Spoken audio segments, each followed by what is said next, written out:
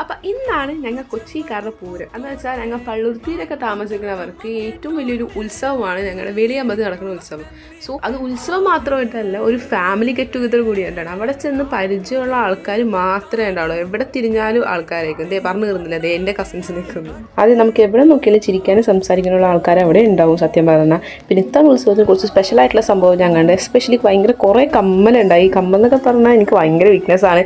പിന്നെ ഈ ഒരു സംഭവം ഇതിൻ്റെ സൗണ്ട് കേട്ടിട്ട് ഞാൻ നോക്കിയത് കാരണം പുൽക്കി സർബത്താണ്. പക്ഷെ അതൊരു മേയ്ക്കുന്ന രീതി ഭയങ്കര ഇതാണ്. അടിച്ചടിച്ച് അവിടെ കുഴി വരെയൊക്കെ അവിടെ വെച്ചിട്ടുണ്ട്. എടുത്തു പറയേണ്ടത് മേളത്തിനെ പറ്റിയാണ്.